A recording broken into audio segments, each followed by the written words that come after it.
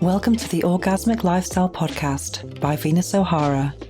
I'm here to welcome you into the world of orgasmic living by hosting experts to discuss orgasmic topics such as nutrition, spirituality, personal development, sexuality, and much more. Here, we will offer lifestyle lessons that can help you lead a fulfilling, joyous, and orgasmic lifestyle. I'm your guide, Venus O'Hara.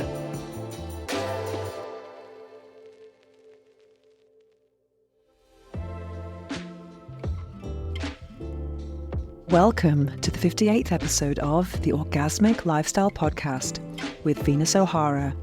In this new moon episode, we'll be discussing sexual energy and the chakras. We'll be speaking with Deborah Kagan, a Mojo recovery specialist and author of the book Undressed. Then I'll be discussing the book I'm reading now, which is Kunlun System, The Path of Inner Alchemy, Leading to the Truth Within by Max Christensen. And finally, we'll be experiencing a guided meditation for balancing the 7 chakras. But first, let me share with you my experience with chakra balancing. Today's guest, Deborah Kagan, is about to publish a book called Undressed. And I thoroughly enjoyed reading this book, and I reviewed it a couple of episodes ago. And it takes us on an erotic journey of the chakras. It's very interesting. For example, with each chakra, each energy center, there is a different experience that the author shares with us. I wanted to share with you today my own journey through the chakras, which is not necessarily erotic, but it's emotional and energetic. So let me start with the root. Interestingly, I just did, to prepare for this, I just did 2 online tests or quizzes just to see which chakra was most out of balance. And they both said root, and I was very surprised. It's not something that I would have pinpointed myself, but now that I'm looking into it in more detail, it does seem to make sense. The root chakra is about being grounded and is about stability as well. And just a couple of days ago, I was sharing with a friend that I felt very unstable in my life. There's a lot of uncertainty. Sometimes I don't feel safe, and that really affects my sleep. I mean, I'm a freelancer. I'm living in a foreign country without a family network around me. I do have community, but it's not the same, you know. A lot of the friends I've had for less than a few years, to be honest. So there is that feeling of being alone in the world, and there's a lot of uncertainty in my life. However, that doesn't mean that I would change any of my situation. For example, what I love about that is the flexibility that gives me. But the lack of roots is something that definitely affects me and gives me a feeling of being unsafe to some degree. So that's something I might need to work on now. And to do so, I think some grounding would be needed. And I'm going to really focus on that chakra because I've really not been very connected to it. And I have so many crystals and meditation tools. So I'm really going to try and ground myself with practices, healing practices, but also with kind of mindful practices as well, just to think about how can I feel more grounded in my life? What can I do to actually overcome this imbalance that I'm experiencing right now? Not just through meditation and what have you, but in terms of habits. That's something I'm really going to focus on. And then the next one, sacral chakra. I would say this is my power and my weakness. For example, the sacral chakra is related to pleasure, to sexuality, and creativity. So, of course, I'm a very, very, very creative person. I feel that I'm able to express my emotions very freely, and I'm very sensual, and I'm very sexual. I have a very high libido. I've never had any issues with my libido, but at the same time, I've never considered myself to be promiscuous. I've always been focused on pleasure, and a big part of my mission is about helping people to overcome the taboo of sexuality and to really connect with their pleasure. It's not about how to give a good blowjob or how to serve your partner. It's about how to serve yourself first and foremost, and then to share this new this new insight with a partner, which can be incredibly empowering and pleasurable, of course. So that's something I am very connected to.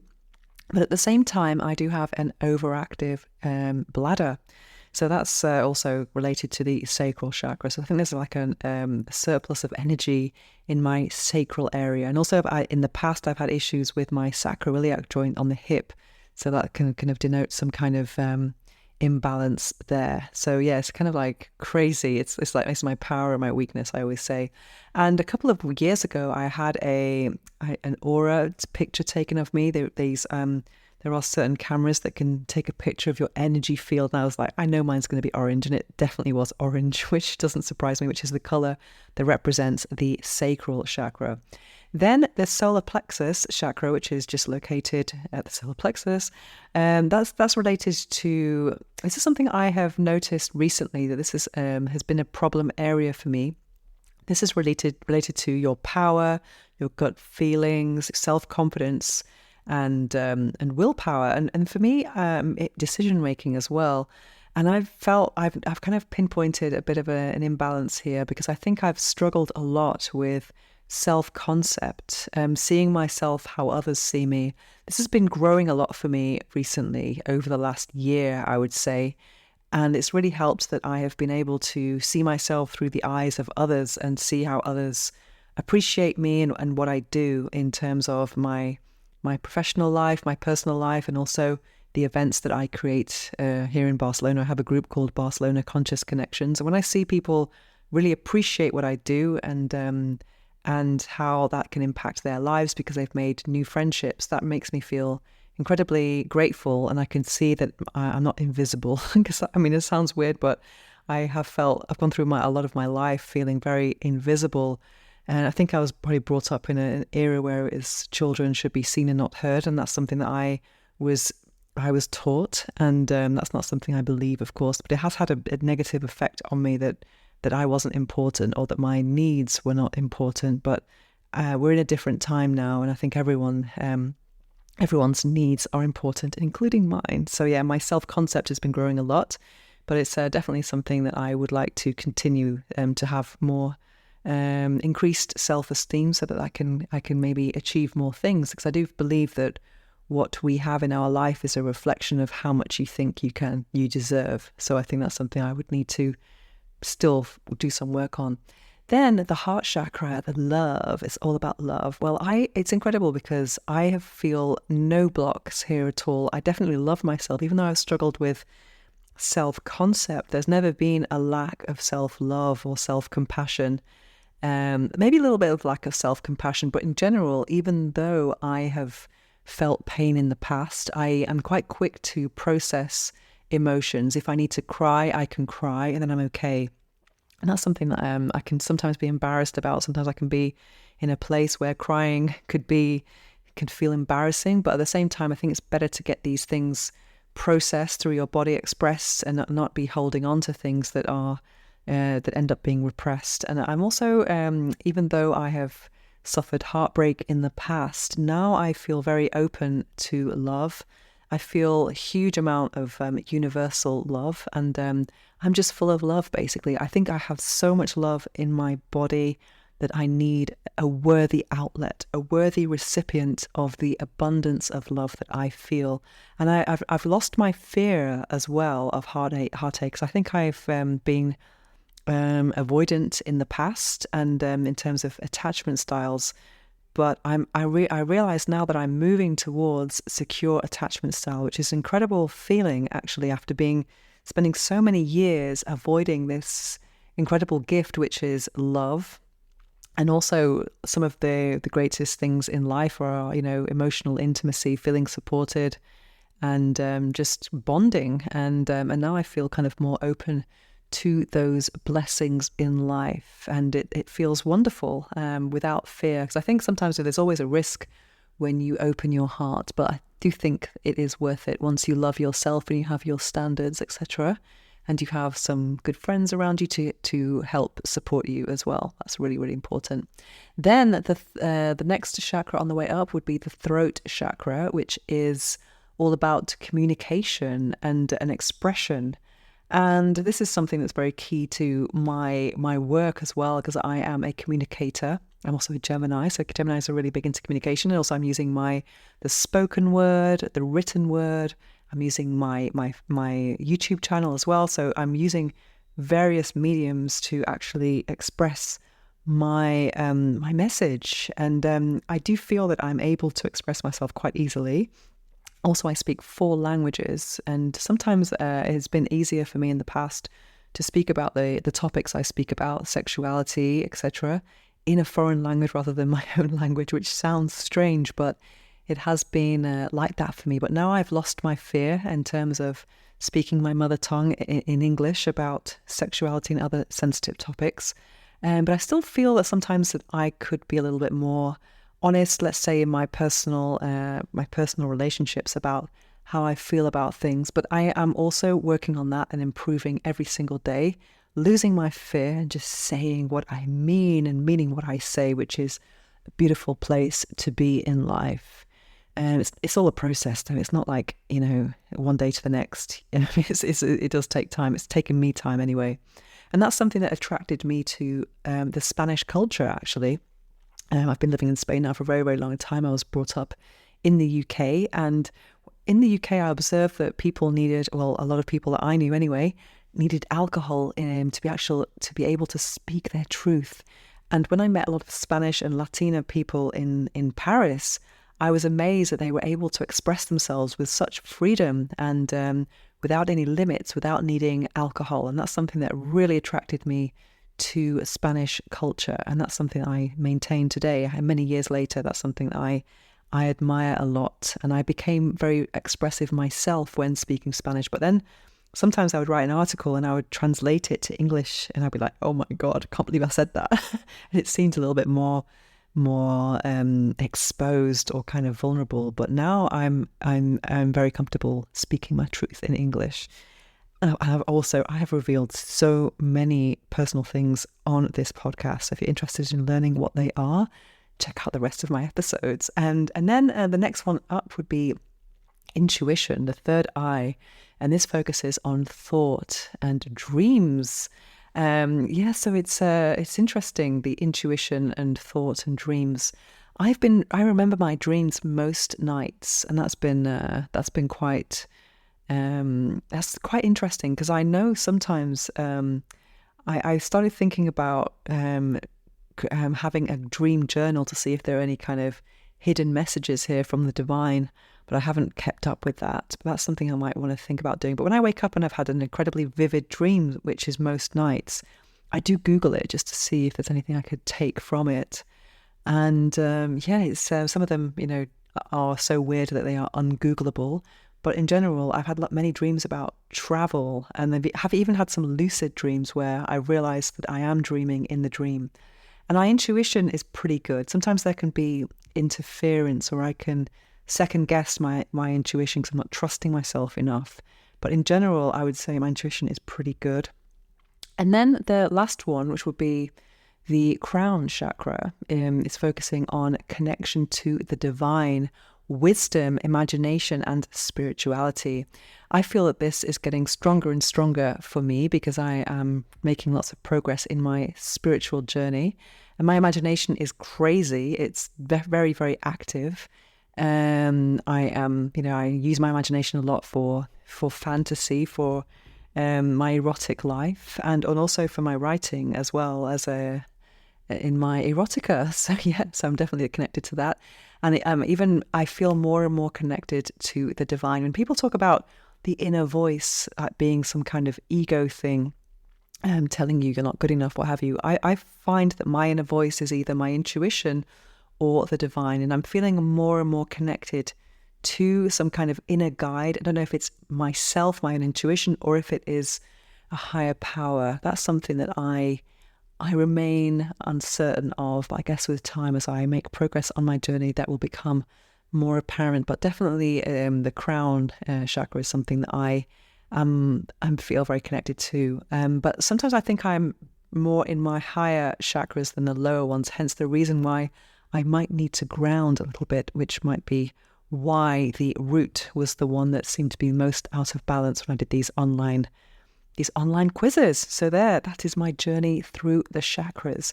Now we're going to speak to Deborah Kagan, who's going to explain a very different type of journey through the chakras, which is equally compelling. Are you looking for a new sex toy?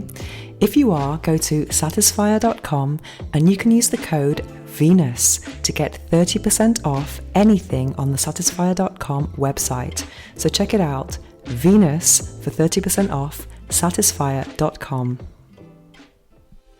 Now it's time for this episode's interview. We'll be speaking with Deborah Kagan, a Mojo recovery specialist and author of the book Undressed. Deborah Kagan, welcome to the Orgasmic Lifestyle Podcast. Thank you so much for taking part in this interview today. I'm very happy to have you here. For those who are unfamiliar with your work, could you tell us what you do? Absolutely. I am a mentor for women, and I support you in reclaiming your confidence, feeling amazing in your skin, and living a turned on life. So tell us what inspired you to follow this path. You know, it's so funny because I think when I think back when we're little girls, right? Like nobody wakes up. The title that I have given myself is Mojo Recovery Specialist, right? Because I talk about really rocking your mojo. And nobody wakes up at 7 and says, oh, gee, I want to be a Mojo Recovery Specialist. It wasn't on the career list at school. And I think, you know, for me, it's very much, I was inspired by my own life. And also the moment where I felt like I had, quote, lost my mojo, even though I now know that's not possible. It just gets quiet. And so when I went on my own journey to discover how to own it, how to really cultivate it, how to be tapped into it on a regular basis, all of a sudden I realized, and women started to ask me, what are you doing? And what's happening? And I need this as well. And I started this women's group out of my living room. And this was over almost 20 years ago now. Oh, wow. And so it was a real grassroots. Yeah, I didn't know what I was doing necessarily in terms of, I didn't come at it from, let me build a business. I came at it from, there's a need and a desire for that women are saying that they have and they want a safe space to talk about our bodies and our intimacies and our interpersonal relating, but on a romantic and a sexual level. And there are few to no places that are having these conversations in a way of a beautiful sacred woman's circle. And so it was really, this whole thing was birthed out of my living room. So how would you define Mojo? What is Mojo? So Mojo is your life force. It's for all my yogis listening. You could say the word prana. For all of my Tai Chi or martial arts folks, you can call it Chi or Ki. Really, folks in Europe, you call it life force, sometimes call it sexual energy. It is the energy that is moving everything in life. There was a physicist in the 60s who discovered, the official word is the Higgs boson, but they nicknamed it the God particle. Mm-hmm. And they discovered this energy behind all of the other energies that is consistently moving and this forward thrust of life. And of course, metaphysicians and spiritual folks, like we knew about it. We called it prana and chi and ki, right, for thousands of years. But now we've had science prove that there is this energy, and I like to call it Mojo. I saw on your website that you have an acronym for Mojo. Could you tell us what that is? Yes, so Mojo, a good 4-letter word. And what I developed was the Mojo 4-pillar system. And so this is the way that anytime you feel disconnected, you can look to any of these pillars. I like to think of, we're in the center, right, of these 4 pillars, like a beautiful kind of Roman columns, on each corner, holding up the structure of your life. So the M stands for your mindset. And I think it's fair to say that most of us need help because our minds are there to help us survive. They're not exactly the most sensual or delicious or erotic things on their own. They just want to save us from saber-toothed tigers and from starvation. right? At its basic level. So to create having a very mojo-licious mindset is pillar number one. Pillar number two is an O, and this is what I call your oracle. Now so we've got your mindset, that's your life above the neck. The oracle, it's your life below the neck. This is our body. And I call it the oracle because our body knows everything. It houses all the information. It has all the wisdom.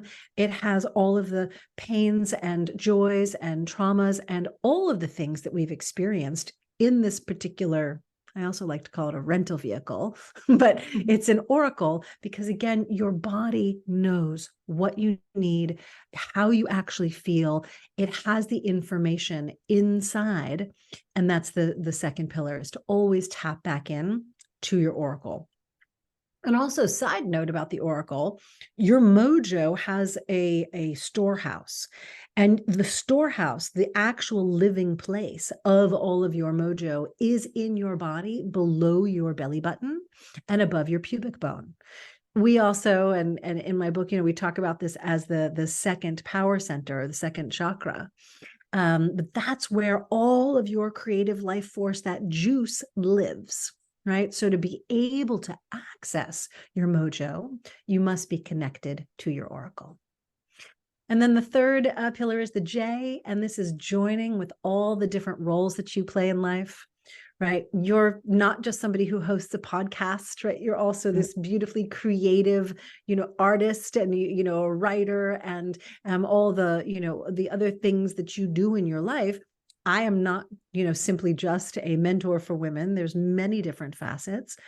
Those, people listening, you might have children. You're not just a parent, or you're not just a partner to a lover or a spouse. You have careers, you have hobbies. But what happens is we get kind of shoved into kind of one or two roles. And it's usually, in our modern day life, 80 to 90% your work, and maybe, 10 to 20% a personal side. But there's all the rest of you. And maybe at some point someone said, oh no, you can't do that. Like, oh no, don't be an artist. The artists don't make any money. Or, oh no, you can't be a sexual being because you're going to be a slut, or you're going to, not find a good partner in life, or whatever. And so those parts of us, those roles that embody those parts, they go hide. They get shoved in a closet. They go under the rug. And then usually what I'm finding with the women I've worked with over 15 plus years now is about the age of the sort of mid 30s into your early 40s and then beyond, there's a moment where you go, where the hell did I go? Like, what happened to me? And this is why joining all of those roles gives you a sense of full self-expression. So the J is joining, is that correct? Yes. So it's joining with those roles. Yeah. Mm-hmm. And then the fourth pillar of Mojo is it's one of the favorites, I think, because it's one of the most direct transformative things, which is your oasis. And this is turning your environment, your home, your offices. I live in Los Angeles. We're in our cars a lot, even your car, and turning those spaces into an environment that feels like an oasis, so that it fuels you with mojo instead of depletes you. Wonderful. When I think of oasis, I always think about meditation, how you kind of create your own inner refuge as well. Could that be part of it too? Yeah, well, also creating, whether it's a meditation space, but or I'm a big proponent of creating, altars, little ones, small ones, big ones, even if it's just an image that you love, and, putting a flower by it. They don't have to be complicated, nor do they have to be connected to any particular religion. It's all about, again, having a space that is this oasis that lights you up, right? It's very personal. So creating those environments that give you your mojo, that really, every time I walk through my door, I say hello to my house. Nice. And I literally am so grateful, because it is such a divine expression of who I am, that it lights me up. It fills me up every day. And when you do create that, you will have more mojo on a regular basis. Amazing. So what is a typical day's work for a Mojo recovery specialist? Well, the beautiful thing is there's no typical day. That's Mm. the cool thing. I definitely feel like I'm a creative at heart. So I would be terrible at a 9 to 5 office job. I just, it's not for me. But there are some days where there are what I call client days, and so I'll be working with the women in whether they're in my mentorship program, and we're having a group call, which we do regularly, or I'm doing one-on-ones with them. It could be doing things like this, where I'm having the opportunity to speak to you or other people, other podcasts. Writing content, that's also something I'm sure you know as well. It's a big part of what we do. So every day it's a little bit different. I do my best to give myself a healthy balance of structure and free time. And I also am very committed to making sure that there's always fun and pleasure involved in every day. Because what's the point otherwise? Really, I believe we're all here, for our own unique reasons. We all have our own gifts. And if we're not having fun, and I did that for quite a while, where it was just grind and push.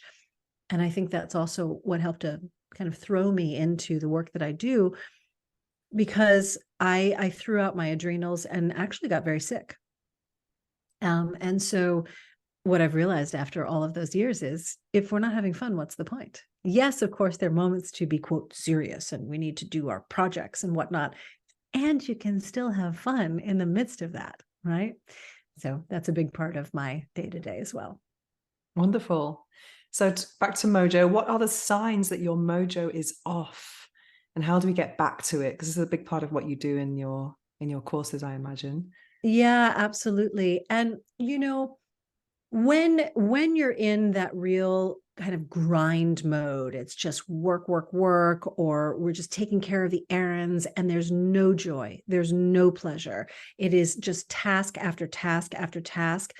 And if you actually stop for a moment, you'll realize there is tension all over the body.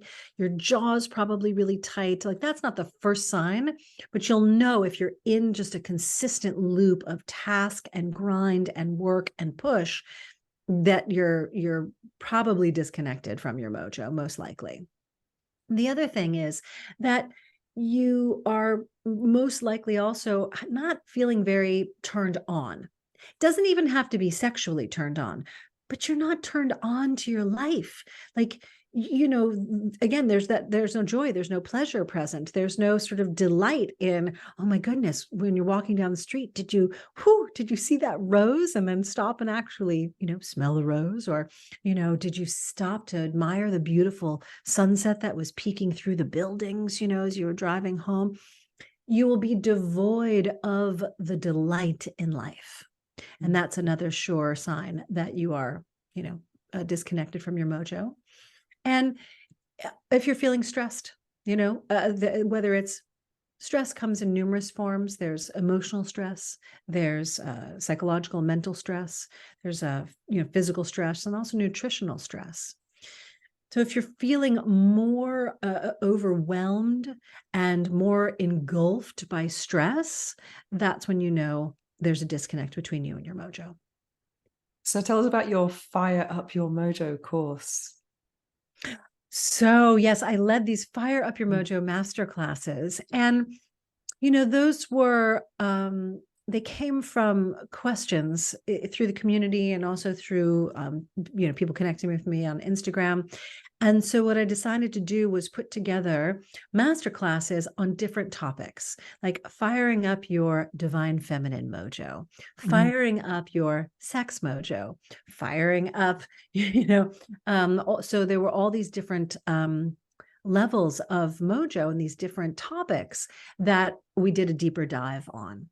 And so those are all now archived, and they are part of the Mojo library that people can get access to.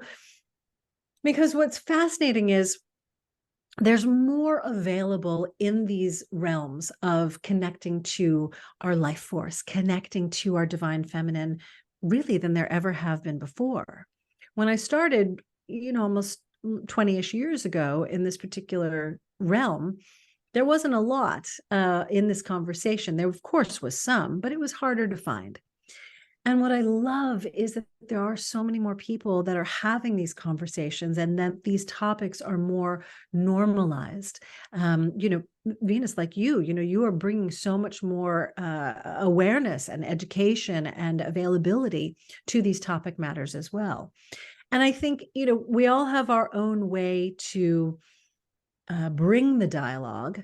And for me, my whole purpose is, let's just light up as many women as possible to connect with their mojo, because the more of us that are in a state of what I like to say mojo-liciousness, then the better we all are, our communities, our families, wherever we work.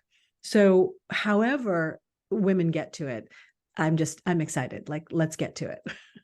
Do you have 3 simple tips that anyone could do on let's say, in a daily basis, that someone could do just to kind of get back into it a little bit? Yeah, absolutely. And the first thing, which seems so simple, and there are some women who have written back to me on social media at times and said, and this seems too easy. And the thing that I always say about that is, see, easy doesn't necessarily mean that it won't be effective. And actually, I'm going to rephrase that. Simple. There are many things that are simple, and they can be wildly effective. One of my teachers that I studied under for a decade, he said 1 ounce of a remedy or a tool or a technique, 1 ounce can create thousands of pounds of change. That's actually simple. Where it might not be easy is you actually taking that technique and doing it in your life. It's the taking the action step that I see that most people have more difficulty with. So things that are so simple, and particularly for us that are more, we have more connection to our feminine energy.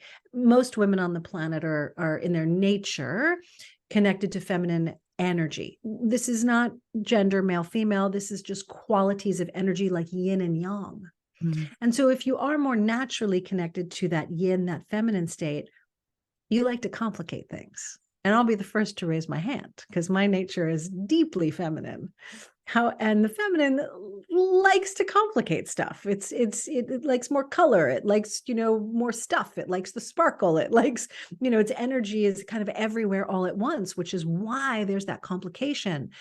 So when something that is very simple shows up, we start to go, well, how could that possibly work? It's too simple, right? But someone with a much more masculine nature who gets that same technique and sees the simplicity of it is like, oh, for fuck's sake, that's fantastic, right? Because the masculine in all of us likes the simplicity. It likes the A to B. It's that linear notion. So when we are presented, and I'm going to get back to some tips, and share in a moment, but I think it was important because a lot of times something very simple can be shoved off or really discarded because it seems like it might not make a difference. All right. So one of the first things you can do to connect to your mojo, that's where we're going. I didn't forget, is where I already mentioned our power center, where all of your mojo lives, is between your belly button and your pubic bone. It goes from the front of the body to the back of the body. So first thing in the morning, if you simply place your hand on that low belly and literally just say, hello, right? You could even say, hello, mojo, if you want. I'm, from, again, my experience over these nearly 2 decades of this is most people have never done this before, to take that moment to actually consciously connect to their source of mojo.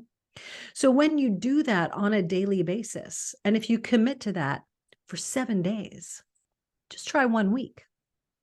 Say hello, keep your hand there, and see if you can breathe deeply into that low belly. Most of us are breathing in our upper chest. It's more fight or flight. We're in a very fast-paced world. When we're stressed out, our breath barely gets past our upper chest and our clavicle. So when we breathe deep into our low belly, you're internally stoking the flame of your mojo. Okay. So now we have this external, very somatic, simple gesture, hand on low belly, hand on power center. That's the external somatic. Now we've got the internal deep breath that we combine. We're turning up the dial on your mojo. And within a week, you might not feel like Superwoman, and you will absolutely feel a difference, whether that's more energy, whether you feel more calm in your just state of being, whether you feel more juicy in your own body. It could go from there, right? So that's one thing for sure that will connect you with your mojo. The next thing that I really love, and it's, you know, super fun, and it's a very popular, easy, again, simple technique, is what I call sassy hip circles. All right. Okay. And sassy hip circles are really just that. They are very slow rotation of your hips. So like when we were kids, we were little girls, did you ever like kind of put your hand on your hip and, you know, stick it out real far and kind of go, na, na, na, na, na, na. Did you do that? Maybe we're trying to do hula hoop. That's all I can think Yes, of.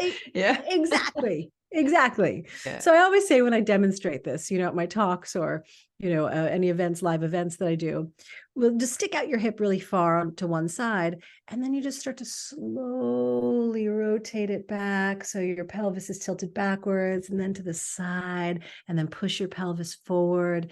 And you just do it nice and slow. So it's these sassy hip circles, right? Not too fast. Like you're moving through honey or molasses. And I always like to say, make sure you rotate to both sides, right? Do some rotations to one side and then the other, so you balance things out. I'll do this while I'm making a cup of tea in the morning. I'll do this when I'm brushing my teeth. I'll do this when I'm standing in front of the closet going, I don't know what the hell I want to put on my body today, right?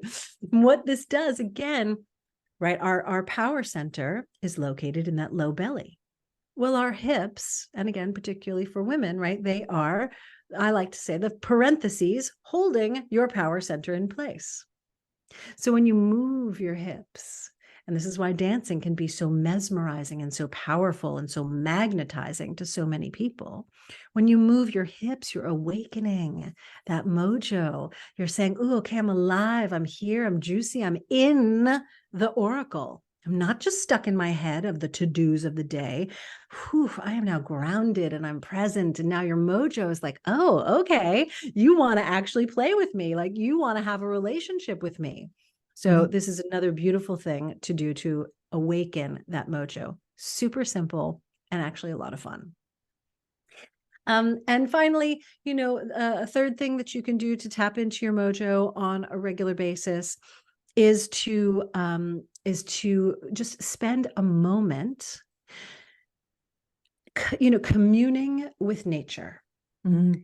Now, I'm from New York City originally. Now I've lived in Los Angeles a long time, so I understand if you're in a concrete jungle or if you're, you know, in a more metropolis, you know, type of space, that you might think, well, okay, what, I have to go and take a weekend trip? And no. You can go there. There are trees everywhere, right? You can find a tiny little park in the midst of a city. If you're in some place that is just more nature all around, great, even easier. You could simply put your back up against a tree.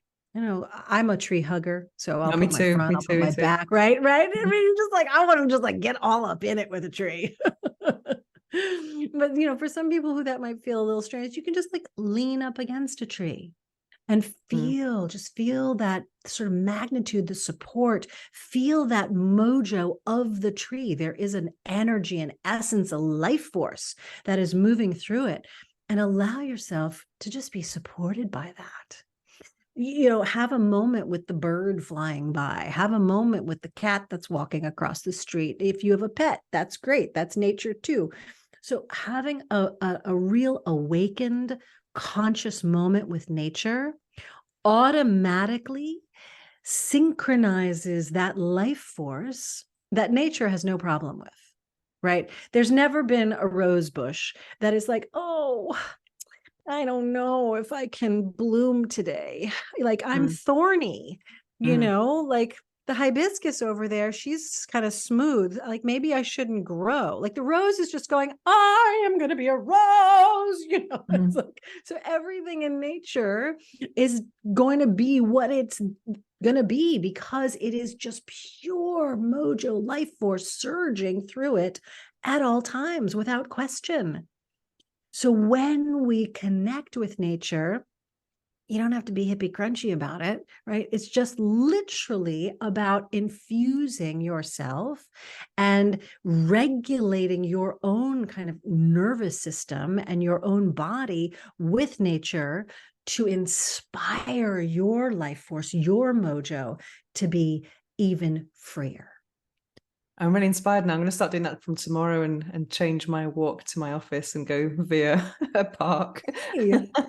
Definitely good advice. I think it's really important as well, like putting the hand on the belly, because I think it's also a place of a lot of shame, not just like sexual shame, but I think people just want to stuck their bellies in all the time and all that. It's nice to send love to that area. It's very, very important. Yeah. I mean, I had most of my life, and I still have to check myself, really, shame about my belly. I've always had, even when I was little, I've always had, I call it now the goddess pooch. Oh, yeah. I've always had a little extra in the belly. And, it took me a long, long time to even get to a space of accepting, like, okay, well, there is this sort of extra flesh or a little, more of a curve out. It's never been a, concave or a flat situation for me. And yeah, so having that moment with yourself is another way to just say, hey, I love you. I'm here. Thank you. And I even on a simple level of like, thank you for digesting my food also. Right. So let's talk about your book. One of the best things about being a podcaster for me is I'm a big bookworm. So I love reading. And also it's a huge privilege to actually interview the authors. And I have here on my bookshelf, I've got a whole bookshelf just with podcast guests' books, which is hugely amazing. And I read your book, Undressed, which was I just finished it yesterday. I've been reading it for about a month on and off, and it was kind of it wasn't what I expected, to be honest. With the title and the cover, I thought it was going to be like a body positivity. I have it. Wow, I love it. I have it there. Amazing. So when I saw that Undressed and then the kind of the photo you have, I assumed it would be body positivity, and then I was really surprised to see the structure of the book. And I'm really into chakras, energy centers, etc. And I just thought it was such an original structure. Would you like to tell us about it and what inspired you? And tell us about the structure, what inspired you to create this book in this way? Well, it's interesting, and the creative process, right, it's so not linear, at least not in my experience. And so this book came to me almost 10 years ago, the seed of it, the germ of it. And what I knew at that time was there were these stories, these erotic memoir stories that I felt like I needed to tell. I didn't know why, but I just felt like I needed to tell them. And I do appreciate structure because that really helps me to then go in and create something. So as I was just feeling into the stories and why would I want this book and why would I want to put them in a book and so on and so forth, all of a sudden, I got this download. I call them shoves from above, right? Like these very strong, intuitive knowings. And I all of a sudden I just got, it's 7 sections, and each story is actually representative of the moment, and that I got the opportunity to sink into each of the 7 power centers in a new way and understand the qualities and the embodiment of those through these experiences I had with lovers and actually one self-practice and, on my own. So that's how it kind of came about. And so I went, okay, great. Now I have the 7 section structure. And it was just these stories. And as time developed, I went, hang on a second. Women ask me about this, like, how do I get into my erotic nature? How do I own more of myself sensually and sexually? And so I realized this book is this combination of let's learn about the power center so you understand what it is and what the qualities of it are and how you know when it's working and how you know when it's kind of off kilter. Here's a little kind of get you in the mood story to realize there's other women, like you that might have desires or fears or concerns around sexuality and sensuality and how we're being perceived and, what wakes us up and so on and so forth. So that's the erotic story that happens.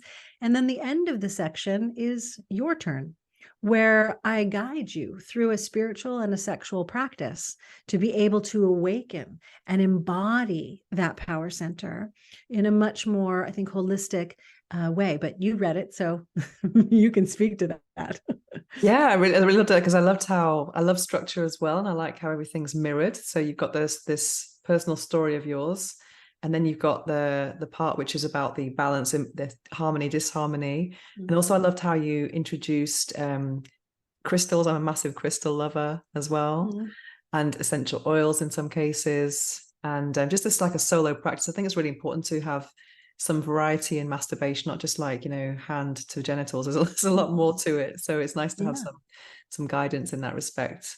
But I love crystals especially, and also in some of them that there were levels as well. So that's kind of interesting as well. So you can actually go back and do these things over and over. But it really opened my mind because I've been kind of going through this situation where it made me analyze a relationship I've been living with of my journey with one person through the different chakras, and it really opened my mind. I identified that the blockages were the solar plexus. This is before I got to the solar plexus chakra, but it just made me think about my relationship with one person and how I was relating on different areas, and how the solar plexus it's not a chakra I would particularly buy crystals for, but I realized that was a source of my blockage. And then your story was really, I just thought it's interesting about how we get validation from others. And it just really spoke to me because I've been going through this sacral moment as well. And since I identified that, I actually started listening to more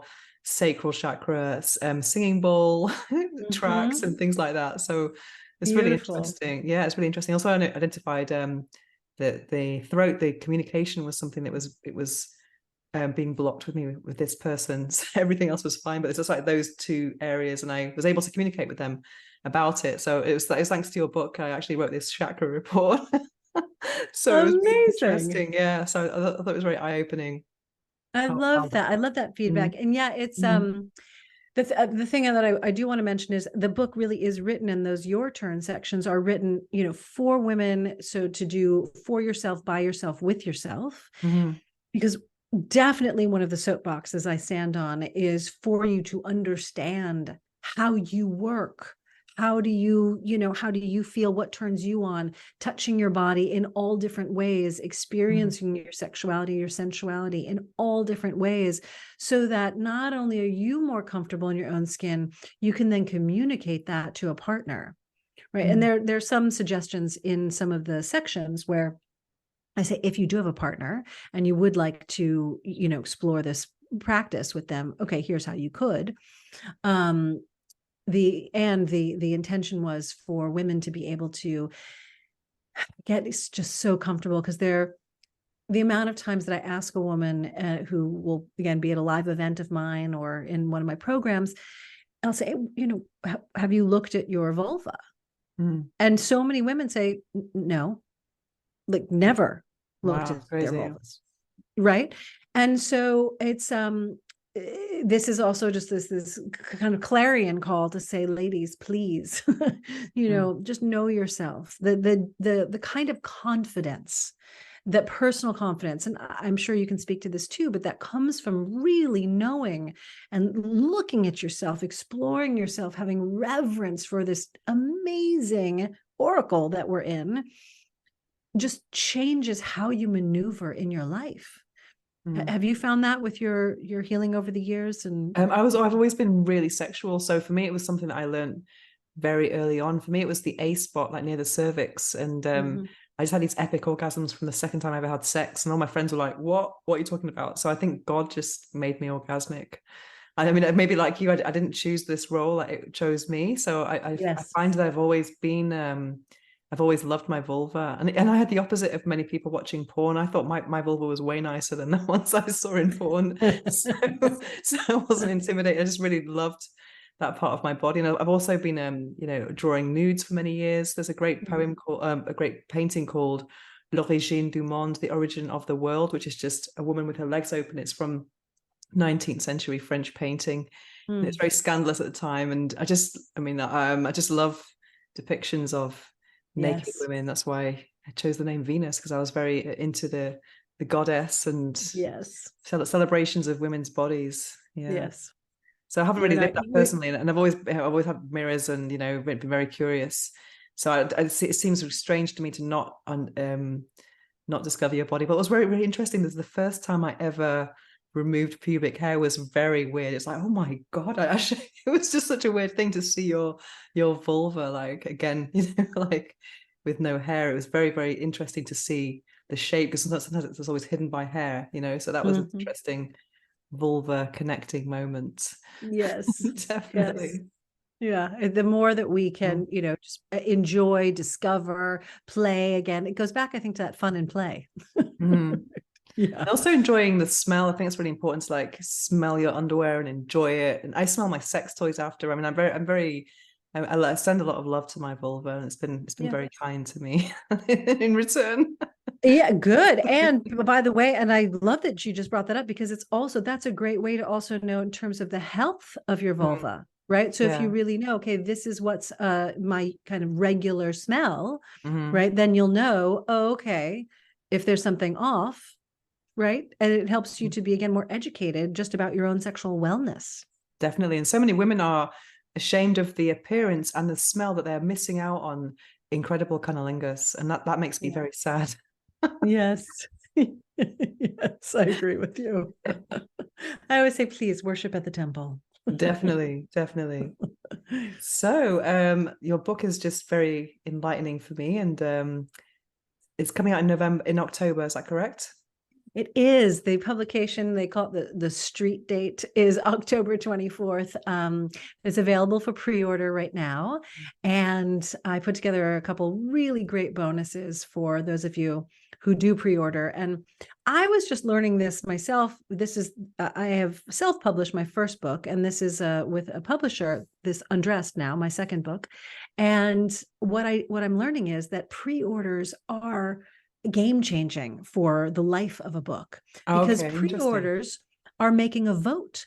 It says, hey, I want this information. This information is important. So the book publisher, booksellers like Amazon, Barnes and Noble, other independent stores, they will all of a sudden go, oh, wait, this book is, getting a lot of pre-orders. Maybe we should pay attention to it. And so it really, really helps the life of the book. And of course, for anyone who's interested in sexual wellness and to have women's voices out in the world, it's another vote for that. So that's an encouragement and an ask for listeners to do. Please pre-order it, because I also put together these bonuses.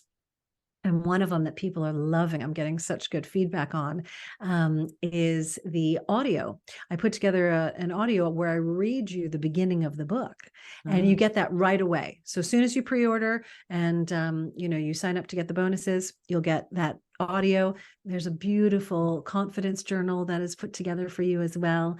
And actually, I'm teaching. This is a brand new masterclass, Eros 101. So that's another bonus. That is when you pre-order Undressed. Amazing. So you do so many different things: events, writing, podcasts, coaching.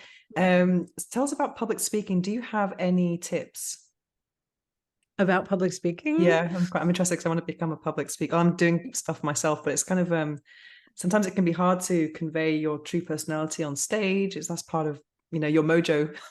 How do you express your mojo on stage? Because that's a very that's the whole thing. It's connecting with your mojo. Yeah. I mean, the more comfortable you get and the more connected you get with your mojo, the easier it is to simply be you in whatever situation you're in. Okay. So that's just really number one. Number two, this is also where joining with your different roles comes into play. Because your mojo, again, is your life force. You have it 24/7. It never goes away. You're born with it. You are going to have it until the moment that you take your last breath. And then, it will disperse into all consciousness, with the rest of you. But this life force is always within you. It's just a matter of turning the volume dial up or down for when and how you choose. The joint for public speaking, though, joining with your different roles, massively handy, right? Because the role that is that gets on stage for me when I do my live events, when I speak at other people's events, so on and so forth, that her name is D-Rock. Okay. And that is a part of me that knows the stage, loves the stage, is super confident on the stage. She has kind of like a signature look. All of your roles have different looks, by the way. I like to think of an obvious example of this is when Beyonce would talk about her creating Sasha Fierce. Okay. Right? So she's like, Beyonce doesn't necessarily get on stage because she's got the jitters and the this and that, but Sasha Fierce, Sasha Fierce is like, she's the one who gets up there and just rah and does it. So there's a part of you, Venus, right? That is the part of you that's like, yes, I can be on stage and like, this is my domain. And it's about tapping into that part of you. It's not pretending to be something. I want to be really clear about that because it is you. It's simply an aspect of you, though, that you're going to want to dial the volume up on when you're on stage and doing public speaking. But you don't want to necessarily, you don't want to go on a date, with that role because hi, I'm right. And then it's like you show up as your, stage presence. I mean, maybe there's somebody out there who's going to love that all the time, but most likely you'll show up as, more of your Mojo-licious femme role when you go on a date, right? It's just a different aspect. This is why the J of Mojo really also gets some play and it's important to know that as well. Fantastic. So let's tell us about your podcast. What's your podcast called? It's The Real Undressed. And it's all conversations about sexuality and spirituality. So I bring on experts in the field, both of those fields. And we have amazing conversations that drop on Fridays. And so the bridge and also the new book Undressed it's bridging the sexual life and the spiritual life. And when I say spiritual, I don't mean religion. I really just mean whatever it is for you that connects you to your higher self, that connects you to your knowing of what divine is for you. And those two realms have been kept, I think, very strategically over thousands of years, extraordinarily separate and also like at loggerheads with each other.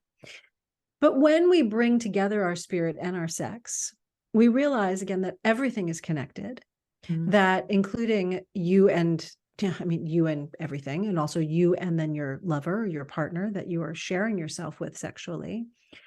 And the enormity of grace and pleasure and sacredness that can come from literally coming when you join your spirit and your sex is hard to describe in words because it is so extraordinary. And the seventh story in the book, in Undressed, it talks about that, really, of that moment of knowing, of having that very visceral experience. And this is the story of where I pleasured myself. And so it was a solo experience. It changed my life. And I'm very passionate about bringing these two topics together under one roof. So on the Real Undressed, the podcast is that place. So Fridays I'm in conversation with a guest and we've got to have you on. Oh, I'd love to go on. Would love that. And Tuesdays are what I call Truth and Tequila, because I'm a big fan of tequila and mezcal. But they're short solo episodes where I drop a little Mojo content every Tuesday. So yeah, that's the podcast. Amazing. So a couple of quick questions for you. What's the book that changed your life? Oh gosh. I too adore books. And so this is a very difficult conversation. I have a library that is giant. What's coming through right now is Seed of the Soul by Gary Zukov. And I read it nearly 30 years ago. And it confirmed everything I felt in terms of who we are as a soul. Not just this sort of flesh thing, this rental vehicle thing that we walk around in. And it really, it got me on a path, a deeper path of consciousness at that time that I think radically helped to open up all the avenues of where I've come to today. And it helped me to understand the energetic realm of life in a different way. It helped me to understand more of my mission and who I am, again, outside of the, flesh and bone. And that made a big, big difference in how I show up in the world. So, yeah. And it was great. I hosted a book club this year, and that was the first book that we read for it. So it was really great. You've also mentioned the book that changed my life in Undress, which is Think and Grow Rich.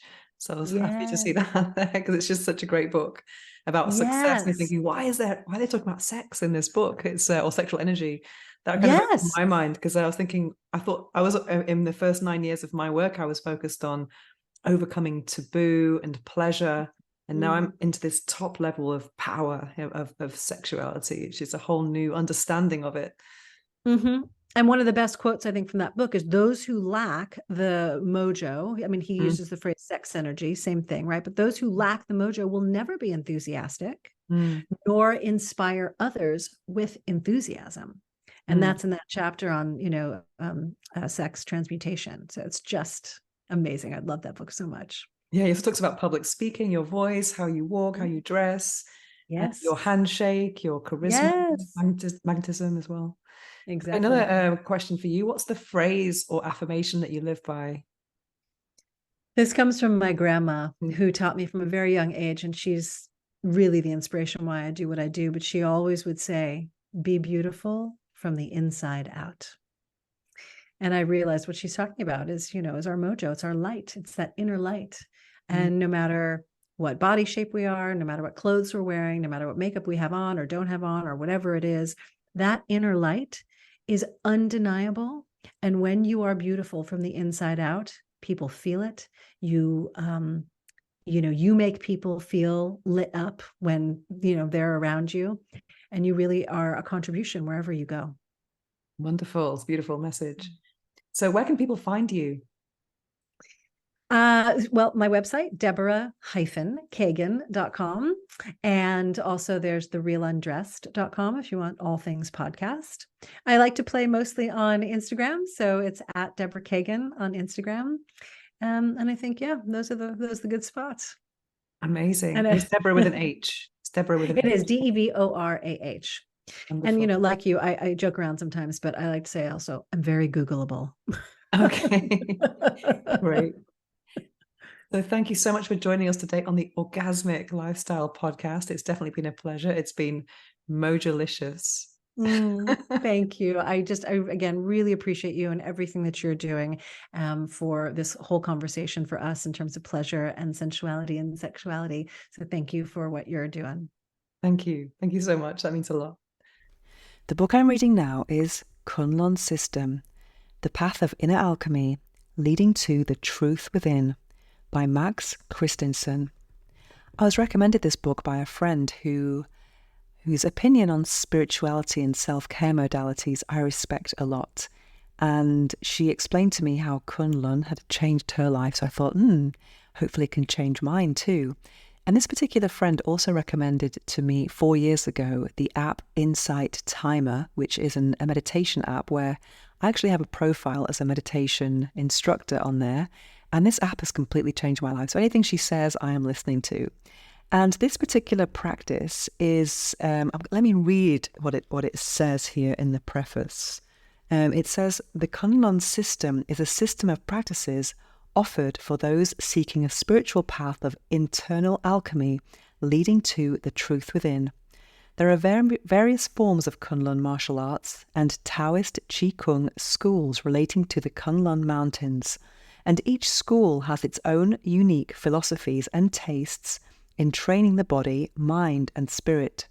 To me, Kunlun name refers to the mountains of the immortals, the place of no more learning, and also the route leading to inner expression. I guess when I read books like this, I want to embody and take on all of this knowledge so that it becomes a part of me and I can actually attain this wisdom and also the peace that I crave so much. So sometimes my mind tends to be a bit overactive and it's hard for me sometimes to concentrate and to just relax and switch my mind off and sleep and just be. And I know that those things in life are going to enhance my life a lot. And so that's the purpose of me reading this. And I'm also very attracted to anything that is related to Taoism. Recently, I gave a sex and aging webinar to lots of journalists. And whilst preparing for this webinar, I refamiliarized myself with lots of Taoist practices. And I read in the book Multi-Orgasmic Woman by Mantak Chia and Dr. Rachel Abrams, that she said that many women who practice it, who had Taoist practices, actually had better experiences with menopause, and especially with enjoying their sexuality post-menopause. And I think, that's so exciting, so interesting. I'm not at a menopausal age yet, but I think it's important to be prepared for that phase of life and to embrace it in the most informed way possible. So I know for me, I am very interested in starting to embody these practices myself and just reach peace and in awakening anything that's going to awaken me more is definitely something I'm interested in doing. And of course, if it helps my sex life, then that's definitely a good thing, because I definitely want to. I think sexual energy is such a powerful source of power that I don't want to lose that after menopause. I'm sure it will change and become something else, but it's still something that I want to be very connected with.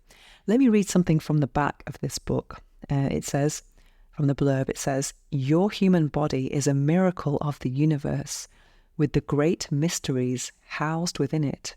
You are the universe. You are the essence of living light, slowed down into the physical manifestation of frozen light. When we do our practices, we are speeding ourselves back up into the sacred vibration of truth, even beyond the speed of light. And in the process, we remember who we are, who and where we truly are, and what we came here to do." And this is a quote from the author, Max Christensen. It also says, "The Kunlun system reveals the hidden root, giving one the key to awakening within oneself through the meditative and breathing techniques. The Kunlun system facilitates the complete opening of the energy body, including the chakras, energy meridians, and 3 specific energy storage areas called the Dantians. The system is named after the Kunlun Mountains, home to the immortals, where ancient masters taught the great alchemical secrets to their students, resulting in the illumination of the body, mind, and spirit into the living body of light. Max Christensen brings to you these ancient alchemical secrets through the Kunlun system so you may access the divine hidden potential within your own being." So if that doesn't sell it, I don't know what is. I mean, I definitely want to attain all of these things, not immortality, but wisdom, I guess, and connection with my body. And it's very easy to read, this book, so I don't want to read it too fast. And sometimes when I'm reading books that have instructions about how to do things, I kind of lose my concentration. But this book is actually, I'm still reading enthusiastically when certain practices are explained, which is definitely a good thing. So yeah, I'm hoping I can embody all of these practices and actually experience some of these benefits of awakening. And that is the book I'm reading now, Kunlun System, The Path of Inner Alchemy, Leading to the Truth Within. Now it's time to slow things down as we prepare for this episode's guided affirmations meditation. It's probably not a good idea to listen to this while driving or operating machinery. Instead, take a break from whatever you're doing, get comfortable, take a deep breath, and enjoy. My root chakra is balanced. I am grounded and secure. I am safe. I am connected to Earth's energy. I trust the process of life and release fear. My sacral chakra is balanced. I embrace creativity and joy. I allow my passion to flow. I am in touch with my emotions. I allow myself to experience pleasure. My solar plexus chakra is balanced. I am confident and empowered. I am in control of my life. I trust my gut feelings. I make decisions with courage. My heart chakra is balanced. I give and receive love. I love and accept myself unconditionally. I have an open heart. I am open to love. My throat chakra is balanced.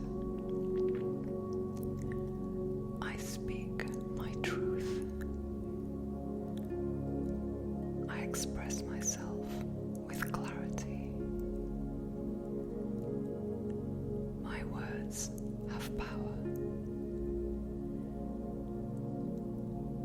My communication is authentic. My third eye chakra is balanced. I trust my intuition. I trust my inner wisdom.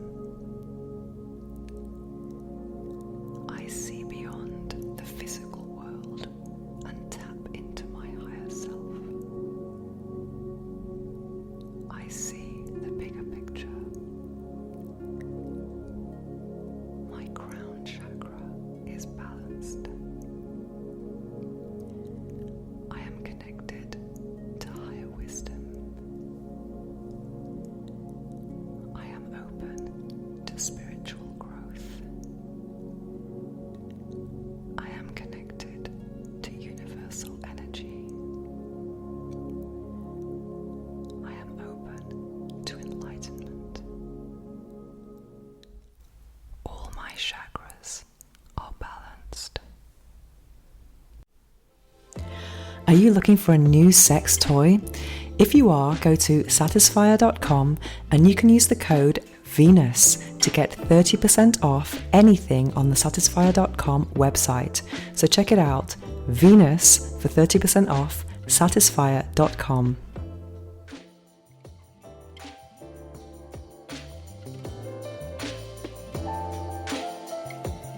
To find out more about me and my orgasmic lifestyle, visit venusohara.org or follow me on Instagram at instagram.com/venusohara.